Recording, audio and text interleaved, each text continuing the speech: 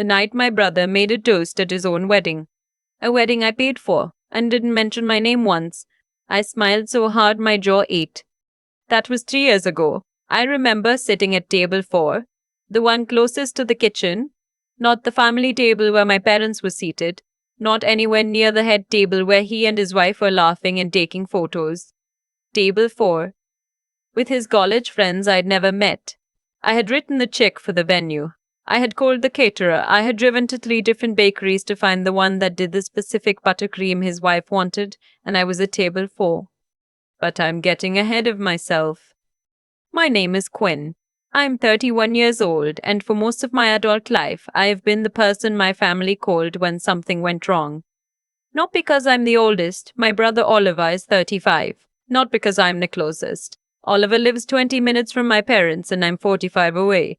I became that person because at 22, fresh out of college, I landed a job at a logistics company downtown that paid better than anyone in my immediate family expected. And I made the mistake, the very human, very naive mistake, of being happy about it in front of them. I remember the exact dinner. My mom had made pot roast, the one she only made for special occasions, and I walked in holding a bottle of sparkling cider and announced that I'd gotten a raise. My first real raise. I was making $48,000 a year, which in my mid-sized Midwest city, in my mid-20s, felt like more money than I'd ever seen. My mom hugged me. My dad shook my hand. Oliver looked up from his phone, nodded, and said, "Nice." 3 weeks later, my dad called me. He'd had a rough patch at work. I was cut, not laid off, but closer than he wanted to be. The mortgage was due. They were short by $400. "Just this once," he said. "Just to get through the month." I said yes. I want to be honest about something because I think people hear these stories and they immediately ask why. Why did you keep giving? Why didn't you stop? And I understand the question, I really do, but I also think it misses something important about how this kind of thing actually works. It doesn't start with someone taking advantage of you. It starts with love. It starts with a dad who taught you to ride a bike and a mom who sat up with you when you had strep throat at age 9. It starts with genuine need and genuine generosity. The manipulation, when it comes, is so slow you don't feel it happening. That first $400 felt good to give. I'm not going to lie about that. I felt capable and useful and grown. I felt like I was taking care of my family the way they had taken care of me. I told myself this was what you did. You helped.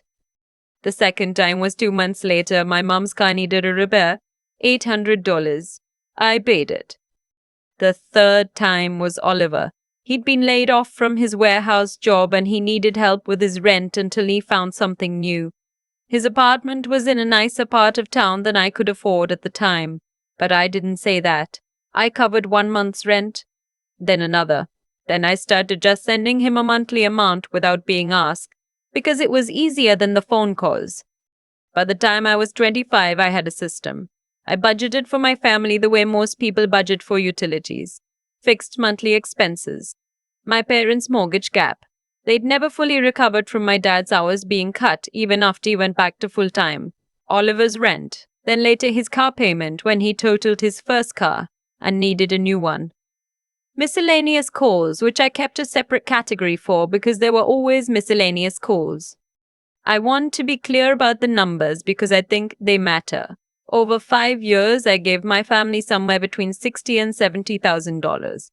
I did not own a home. I drove a 2016 Honda Civic with a dent in the rear bumper that I kept meaning to fix. I took the train to work 3 days a week to save on parking. I hadn't taken a real vacation since a long weekend trip to Nashville with my college roommate in 2021. I was not rich. I was just consistent, and I had learned to live on less so that they could live on more. What I didn't understand then was that by doing that, I had taught everyone in my family something. Not intentionally. Not maliciously on my part. But I had taught them that the money would be there. That Quinn would handle it. That the answer when you called Quinn was yes. Oliver stopped looking for steady work somewhere around year 3. He was doing freelance something, he was vague about it, and picking up shifts at a sports bar on weekends. He'd had a serious girlfriend for a while, Meredith, But that ended and he moved into a smaller apartment, which I now also helped cover. He drove a nicer car than I did. He went to concerts. He posted videos of himself making elaborate meals in his apartment on weekends. He had time for hobbies. He had time for everything. I didn't resent him then. Or if I did, I pushed it down far enough that I couldn't hear it anymore. My relationship with my parents was warm on the surface and quietly transactional underneath, in a way I didn't have the vocabulary for yet. My mom called me every Sunday. We talked about her book club and my dad's garden and whatever was happening in the neighborhood. She asked about my work. She never asked about my finances in the direction of concern. Like, how are you doing? Are you saving enough? Do you need anything? The conversation only flowed one way. And every few weeks there was a gentle mention. The water heater was making noise. The property taxes came in higher than expected. Dad's back had been bothering him, and the chiropractor wasn't covered fully by insurance. I filled in the gaps, every time. What I was not doing during those 5 years was building my own life. I was not buying a home, I was not traveling, I was not saving aggressively for retirement. I was not dating anyone seriously because I was tired. Genuinely tired, in the specific way that comes not from working hard, but from never being able to stop. There's a thing that happens when you give a lot and never say so. The people around you start to believe you have unlimited resources. Not because they're monsters necessarily, but because you've never shown them the edge. You've never said, "This is where I stop." So in their minds, there is no stop. I was at my parents' house for Easter, the spring I turned 28. My mom had made her usual spread ham, scalloped potatoes, the green bean casserole, nobody but my dad really liked, but she made every year anyway. Oliver was there with someone new he was seeing, a woman named Ashley who seemed nice and laughed at everything he said. My cousin had driven up from 2 hours south with her husband. It was a full table. At some point, the conversation shifted to the future. My cousin and her husband were talking about buying land. My mom mentioned that a house down the street had sold for a lot. My dad said something about equity, and Oliver, who had not paid his own full rent in 3 years, leaned back in his chair and said, "Quinn, when are you going to stop being so career-focused and actually start a real life? No house, no boyfriend. What are you waiting for?" Ashley laughed. My mom smiled in a way that was not quite agreement, but was not disagreement either. My dad reached for the rose. I didn't say anything. I laughed a little. I said something like, "Yeah, I know. I've been busy." And then I excused myself to get more water and stood in my parents' kitchen for a moment, gripping the edge of the sink, looking out the window at the backyard, at my dad's tomato plants just starting to come up. And I felt something shift inside me. Not a decision yet, just a shift. It was 2 months later that the wedding thing happened. Oliver and Ashley had gotten engaged quickly. I was happy for him, genuinely, though the engagement party he'd thrown himself cost me $1,200 because he called me a week before and said they were a little short on the deposit for the venue. The wedding itself, I covered the DJ. I covered half the catering overage when they went over their guest count. I paid for the rehearsal dinner because my parents said they couldn't. In total, I put in around $9,000 toward my brother's wedding. I was at table 4. He gave a 15-minute toast that thanked his groomsmen by name, thanked Ashley's parents at length, thanked my parents for raising him to be who he was, and thanked everyone who made this day possible. Everyone, not me, not Quinn, who covered the DJ, not Quinn, who drove to the caterer on a Wednesday afternoon because Oliver had a conflict. Everyone. I drove home that night at midnight and sat in my car in my apartment parking lot for 20 minutes. I wasn't crying. I was just very still. I was doing the math in my head, which I'd never really let myself do before. The full sum of it, the full picture of what my life had looked like for 5 years and what I had and had not built because of the choices I'd kept making. I texted my best friend Carla at 12:30 in the morning. I just wrote, "I think I'm done." She called me immediately. I told her everything. Not the new stuff Carla knew about the wedding. I told her the whole 5 years. All of it. The numbers, the table, the toast, the Easter comment.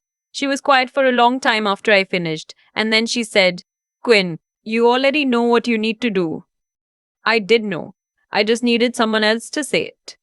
I didn't make any announcements. I didn't send a dramatic text or call a family meeting. I just started saying no. Quietly at first. The next time my mom mentioned the gutters needing to be cleaned and the cost of hiring someone, I said, "Yeah, that's frustrating," and changed the subject. She mentioned it again 2 weeks later. I said, "I hope you can find someone affordable." The silence on the phone was surprised. It wasn't angry yet, just confused. Like a familiar machine had made an unfamiliar sound. When Oliver texted me in September asking if I could cover half his rent because Ashley had quit her job and they were adjusting their budget, I wrote back, "I can't help with that right now. I'm covering my own expenses pretty tight these days. Hope you guys figured out." I put my phone face down on my desk and went back to work. My hands were shaking a little. It had never been that hard to say something that was so obviously true. He didn't respond for 4 days. When he did, it was a short text. "Okay, just that." My dad called in October. He was direct in a way my dad rarely was with me. He usually let my mom make the softer calls. But this time he called himself, and his voice had an edge I recognized from childhood. The edge that meant he expected compliance. He said they were behind on the mortgage again, and he needed me to send money by the end of the week.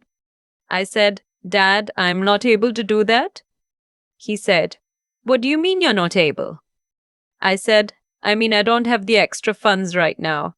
I've had to restructure my own budget. I'm sorry." He said I had a responsibility to this family. He said when he and my mom were struggling, family was supposed to step up. He said Oliver was dealing with a lot right now. He said he didn't understand what had changed. I said, "I know this is hard to hear. I love you and I want you to be okay, but I can't keep supplementing the mortgage. You and Mom are going to need to talk to your bank about your options, or look at refinancing, or see if there's somewhere you can cut costs. But I'm not able to be that solution anymore." He hung up. My mom called 20 minutes later crying.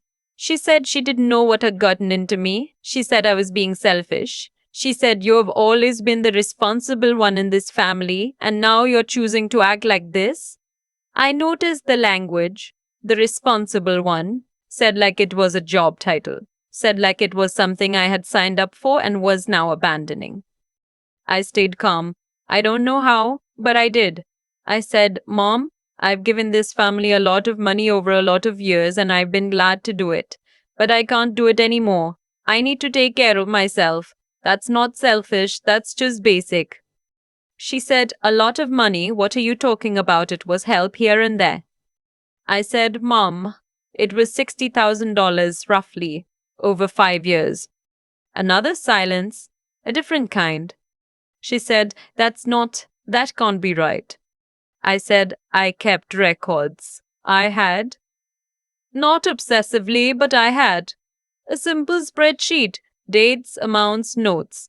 I'd started it in year 2 almost by accident and kept adding to it." She didn't say anything for a moment. Then she said, "Well, you never said anything. We didn't know you were." And her voice trailed off. I said gently, "I know. I should have said something a long time ago. That's on me too. But I'm saying it now." The months that followed were the loneliest I'd felt in a long time, and was so underneath that, the most solid. My parents were cold on our Sunday calls for a while.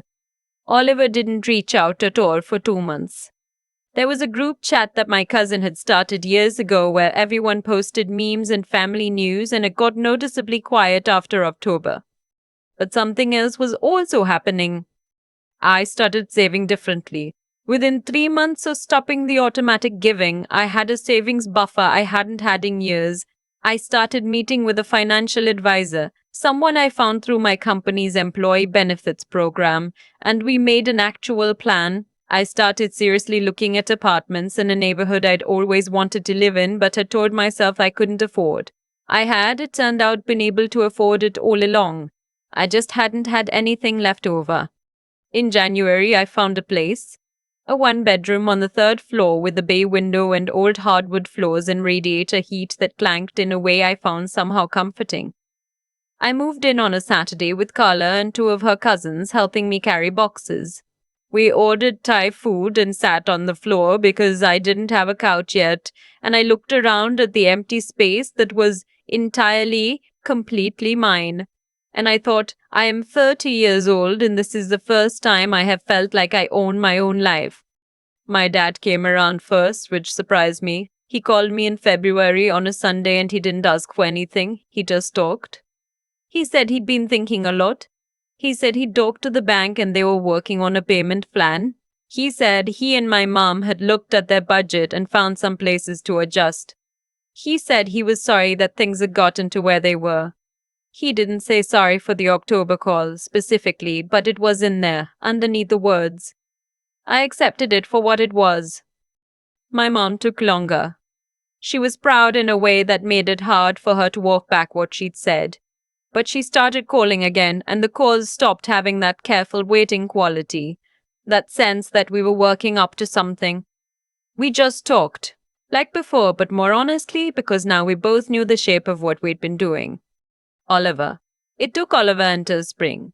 He reached out on a random Tuesday evening with a voice memo which surprised me. He said he'd been thinking about the wedding.